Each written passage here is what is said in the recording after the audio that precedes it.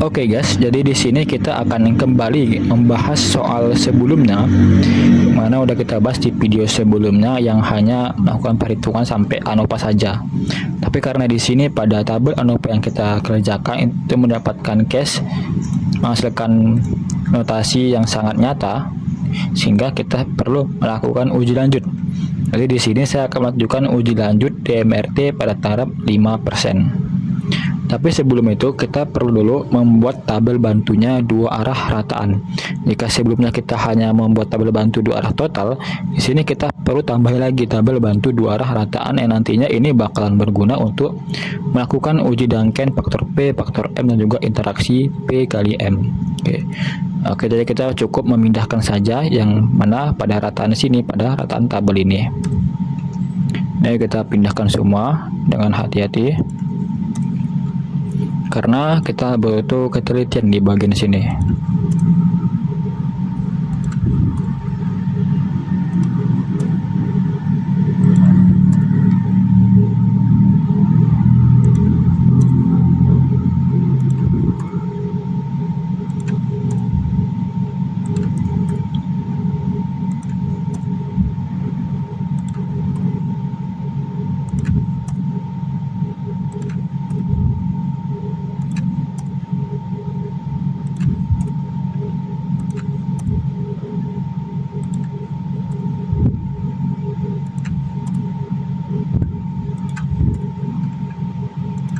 Oke, jika sudah kita pindahkan semuanya, kita cukup perlu mencari dari rataan kembali. Rataan dari semua ada angka di sini dengan menggunakan rumus average juga, atau bisa langsung kita ketik di sini aja biar lebih cepat. Nah, kalau kita enter. Kalau kita cukup teruskan lagi di sini. Ini juga kita cari rataannya. Ketik di sini, kita enter. Kita taruh sampai sini, lalu kita cari lagi kembali rataan dari keseluruhan ini untuk melihat apakah sama. Oke, ternyata hasil dari tabel rataan di sini sama tabel di sini itu sama, sehingga kita langsung saja mencari dari uji Duncan untuk bagian dari faktor P di sini kan, karena di sini menunjukkan pengaruh berbeda sangat nyata. Tapi sebelum itu kita perlu dulu mencari standar deviasinya dengan cara kita cukup mencari akar Kt galat itu dibagi dengan banyaknya lawan dari faktor P, faktor M. Jadi kita masukkan aja langsung rumusnya SQRT. Kalau kita blok sini Kt galat ini, lalu kita bagi dengan lawan dari faktor P itu adalah faktor M, di mana di sini pada faktor M itu mempunyai 4 faktor perlakuan, ada M0, M1, M2, dan M3. Lalu kita kalikan dengan banyaknya ulangan, itu ada 3 ulangan, sehingga 4 kali 3 nih, sehingga adalah 12. Maka kita bagi 12, lalu kita enter. Maka inilah nilai dari standar deviasinya. Untuk mencari dari Duncan tabel dari faktor P ini, itu kita cukup melihat dari tabel Duncan. Di sini ada tabel Duncan kita. Nih, ini adalah tabel Duncan ya guys ya. Tapi karena sini banyak angka dan nomor, kita cukup lihat gitu. Pada perhitungan kita ini, itu DB galatnya itu berapa gitu. Jadi patokan kita sini adalah DB galat untuk mencari dari Duncan tabel. Karena di sini DB galat itu adalah menunjukkan angka 24, sehingga kita cukup cari aja nih pada taraf 5% ini, itu angka 24 ini dah. Karena sudah saya blok sebelumnya nih, ini adalah angka 24 gitu. Cukup kita blok aja sampai sini. Lalu kita copy paste aja, lalu kita pindahkan dia ke sini. Oke, udah. Oke, jadi kenapa di sini kita hanya mengcopy 2 tabel saja, sedangkan kan faktor P itu ada 3 tabel gitu kan. Oke, jadi karena pada Duncan tabel ini tuh sebenarnya itu selalu dimulai pada angka 2 gitu, sehingga kenapa kita hanya punya 2 tabel gitu. Padahal kan Duncan faktor P itu ada 3 angka atau 3 faktor, tapi sini karena kita memulai dari angka 2 sehingga hanya ada angka 2 dan juga angka 3. Makanya kita copy aja.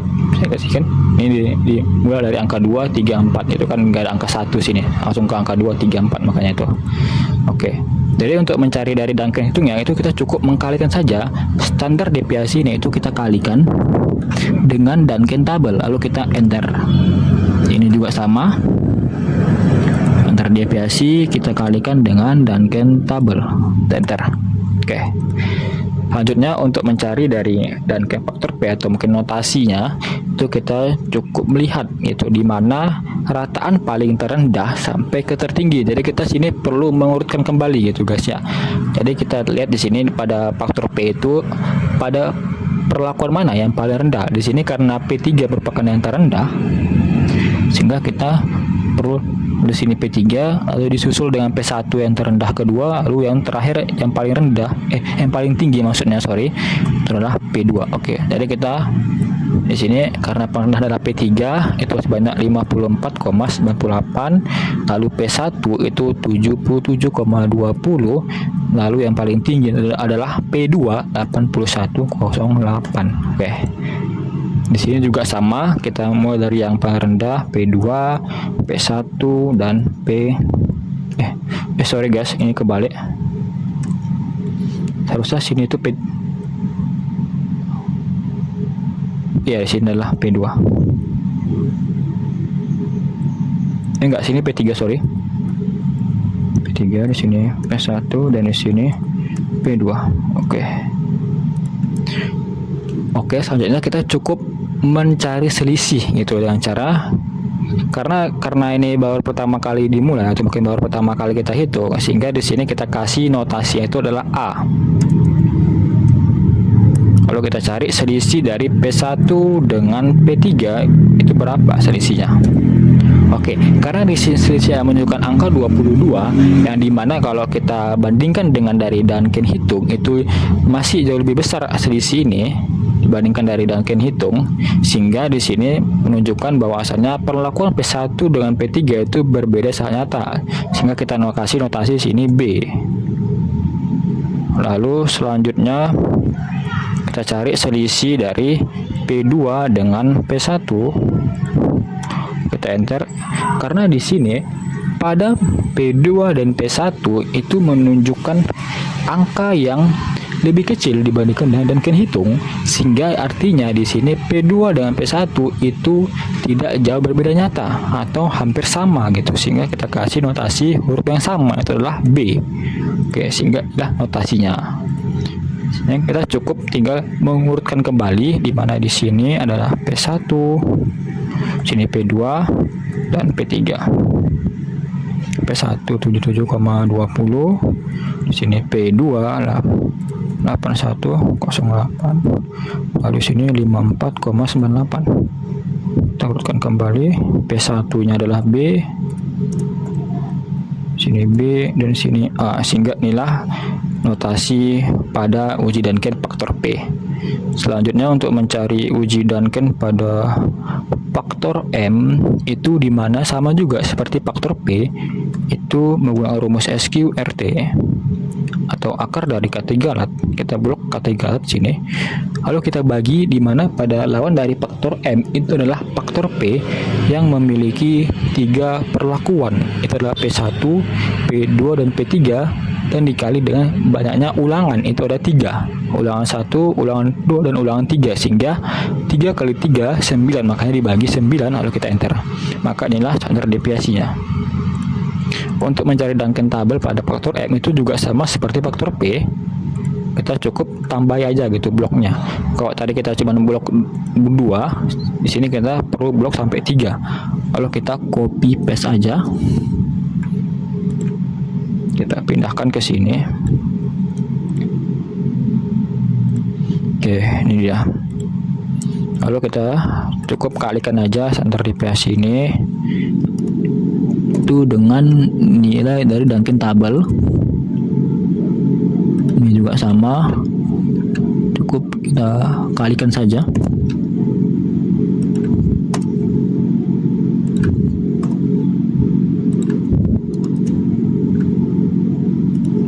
Oke, sudah kita kalikan semua. Oke, jadi pada uji Duncan faktor M ini itu juga sama seperti uji Duncan faktor P, di mana di sini kita urutkan kembali dari yang paling rendah hingga tertinggi. Sebenarnya untuk bagian perlakuan ini itu nggak masalah ya guys, itu nggak ada ketentuan mesti yang terendah ke tertinggi atau tertinggi ke terendah gitu. Karena di sini saya akan mengambil ingin melihat gitu mana yang paling kecil sebagai notasinya, makanya saya sini mengambil dari yang terendah gitu, bukan yang tertinggi. Makanya itu saya ambil yang terendah. Ini kita lihat yang terendah itu adalah pada M3, M2, M1, M0. Jadi kita cukup mengurutkan aja sini M2, M3 maksudnya M2, baru M1 dan M0. Kita pindahkan aja sini angka M3 ini, lalu angka M2 ini, lalu ini angka M1 dan angka dari M0. Oke. Di sini juga sama M3, M2, M1 dan M0. Oke, karena di sini masih awalan atau mungkin pertama-tama itu kita kasih notasi A.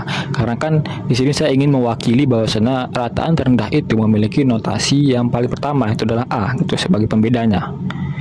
Jadi kita cukup mencari selisih antara faktor M2 ini dengan faktor dari M3 nih. Oke. Karena di sini pada selisih yang didapatkan itu adalah angka 2147, yang dimana ini jauh lebih besar dibandingkan dari Duncan hitung, sehingga artinya di sini memiliki huruf yang berbeda nyata gitu dibandingkan dengan tabel sebelumnya, dimana kita kasih di sini notasi huruf B. Oke. Lalu kita hitung kembali di sini untuk mencari selisih dari M1 dengan selisih M2. Kita enter. Oke, karena di sini juga menunjukkan hal yang sama, di mana dia memiliki jauh lebih besar dibandingkan dengan Duncan hitung, artinya di sini menunjukkan pengaruh yang berbeda nyata. Sehingga kita kasih notasi huruf yang berbeda lagi, artinya C. Selanjutnya juga kita cari selisih antara dari M0 itu dengan M1. Oke guys, karena di sini dia menunjukkan hal yang sama juga, di mana jauh lebih besar dibandingkan dengan nilai dari Duncan hitung, yang dimana artinya dia menunjukkan pengaruh yang sangat nyata atau berbeda nyata, sehingga kita kasih sini notasi yang berbeda juga, adalah huruf D. Oke, ini dia untuk notasinya. Kita cukup pindahkan kembali di sini, kita urutkan kembali ya dari M0, M1, M2 dan M3, di mana M0 itu 100, M1 itu 78,49, M2 itu 63,66, dan M3 itu 42,19. Kita kasih sini D, C, B, A. Oke. Jadi inilah notasi dari huruf uji Duncan faktor M yang memang itu menunjukkan pengaruh yang berbeda sangat nyata di setiap faktor perlakuannya. Oke guys, jadi di sini kita akan mencari kembali di bagian dari uji Duncan interaksi P dikali M. Karena tadi kita sih menunjukkan aksi yang sangat nyata, sehingga kita perlu mencari uji Duncan dari interaksi P dikali M. Pertama-tama kita juga sama itu perlu mencari nilai dari standar deviasinya. Untuk mencarinya cukup sama juga seperti sebelumnya, itu menggunakan rumus SQRT atau akar K3. Kita blok K3-nya di sini. Kalau kita bagi dengan banyaknya ulangan, karena di sini adalah interaksi P dikali M kan, sehingga kita berpatokan itu pada banyaknya ulangan dari interaksi ini, itu adalah 3. Maka kita bagi dengan angka 3, lalu kita enter. Untuk mencari Duncan tabelnya itu juga sama seperti sebelumnya. Di sini kita cukup ngeblok lagi itu kan, karena tadi di sini itu ada 12 sampai 12 perlakuan, sehingga kita perlu ngeblok sebanyak 11 angka. Oke, 3, 4, 5, 6, 7, 8, 9, 10, 11 sampai sini. Lalu kita copy dan kita paste. Oke, ini dia. Sama juga seperti sebelumnya, kita kalikan kembali standar deviasinya. Itu kita kalikan dengan Duncan tabel. Lalu ini juga sama, kita kalikan. Ini juga sama, Ini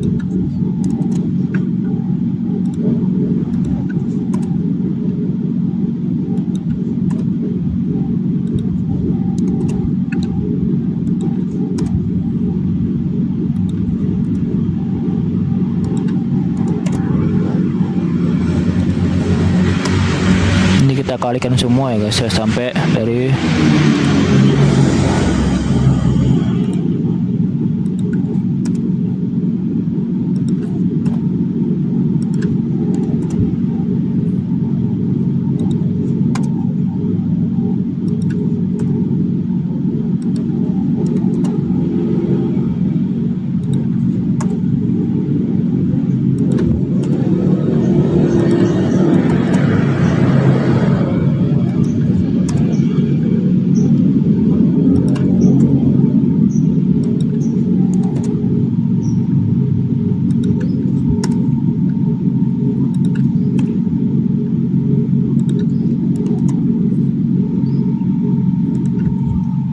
Oke, karena ini sudah kita kalikan semua untuk dari Duncan hitungnya. Selanjutnya kita di sini kan butuh dari perlakuan rata-rata. Jadi karena di sini pada uji Duncan interaksi P dikali M, di sini kita akan menggunakan dari tabel yang ini. Nih, kita cukup copy aja yang ini. Kita copy.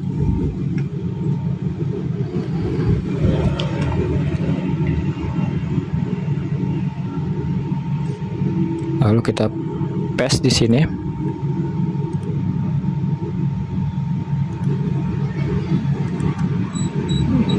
Dan untuk rataannya kita menggunakan rataan dari tabel ini. Juga sama. Ini kita copy. Lalu kita paste di sini.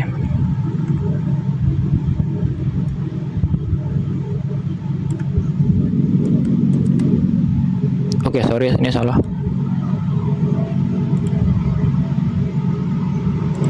Oke, karena di sini juga mendapatkan perlakuan yang sama, di mana kita di sini perlu mengurutkan terlebih dahulu dari yang paling rendah hingga yang paling tinggi. Itu kita cukup kita blok aja, kita masuk ke sini bagian filter, lalu kita tekan ini filter, lalu kita cukup di sini tekan ini. Oke, maka dia otomatis bakal mengurutkan dari angka yang paling rendah hingga yang tertinggi. Untuk masalah juga sama, yang pada yang pertama-tama kali itu kita bakal memberikan notasi huruf A sebagai pembeda karena ada merupakan rataan paling rendah gitu kan, kita kasih huruf A. Selanjutnya kita perlu mencari nilai dari selisih antara yang ini dengan yang perlakuan yang ini. Oke, karena di sini yang menunjukkan selisih yang lebih rendah dibandingkan dengan nilai dari Duncan hitung, maka dia mendapatkan notasi huruf yang sama A. Artinya perlakuan P3M3 itu tidak berbeda nyata dengan P1M3. Lalu kita cari juga selisih dari yang ini, perlakuan dari yang ini dengan yang perlakuan awal ini. Oke, karena di sini juga menunjukkan yang sama bahwasannya selisih dari P3M2 itu tidak atau mungkin lebih kecil dibandingkan dari Duncan hitung. Ini artinya masih tidak berbeda nyata atau mendapatkan notasi huruf yang sama. Selanjutnya kita kurangi lagi dari perlakuan yang ini dengan perlakuan yang awal.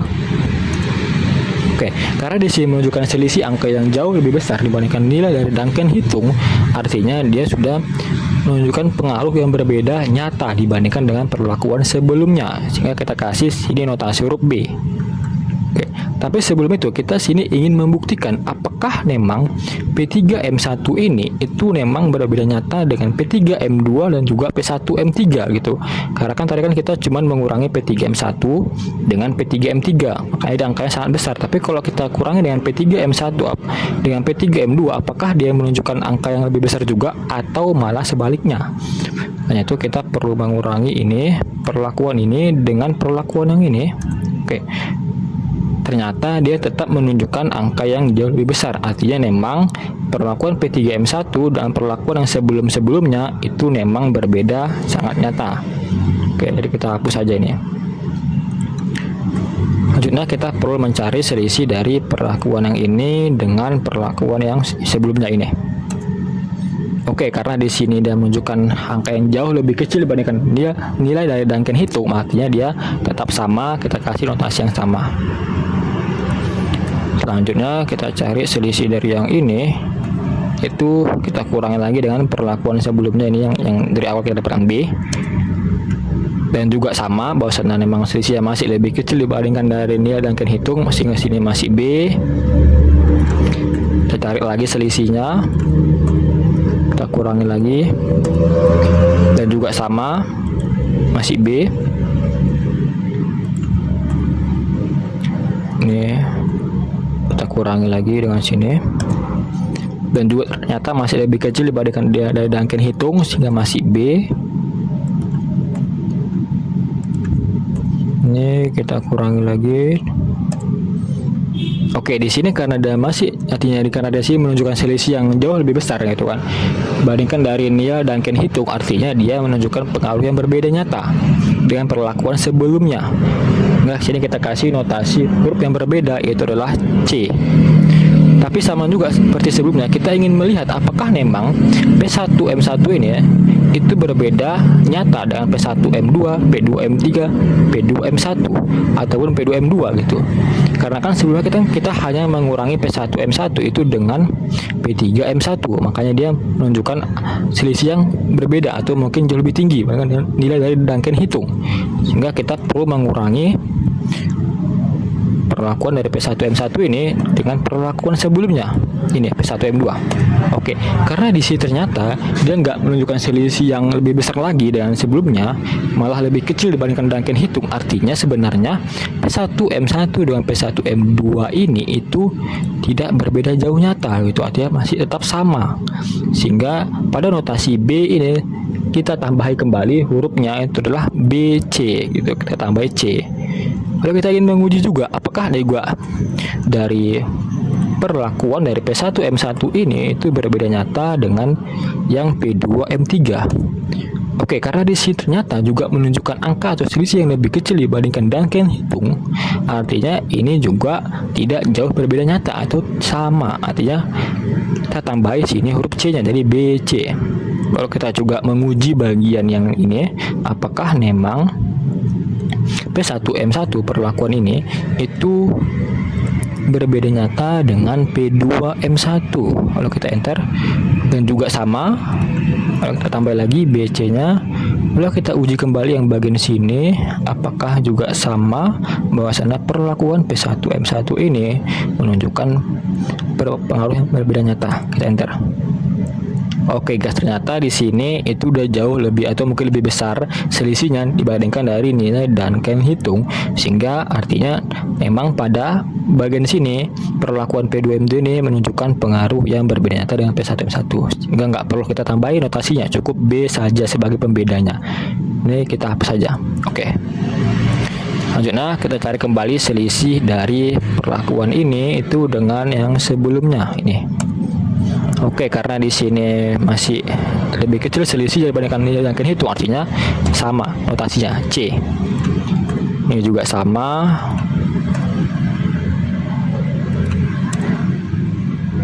Dan ini, dan ternyata juga sama, sehingga notasinya adalah C dan C. Oke, karena kita sudah dapat, kita cukup merapikan saja atau kita pindahkan saja yang bagian ini. Kita copy saja, lalu kita paste di sini.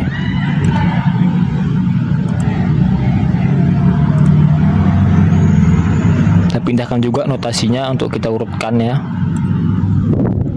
Kita copy, lalu kita paste di sini. Oke. Selanjutnya adalah kita mengurutkan kembali perlakuannya dari P1M0 ya guys ya. Kita tambah lagi sini filternya ini, nih. Oke. Lalu kita urutkan perlakuannya. Oke, ini dia. Maka inilah hasil dari notasi untuk uji Duncan interaksi P dikali M, uji Duncan faktor M, dan juga uji Duncan faktor P.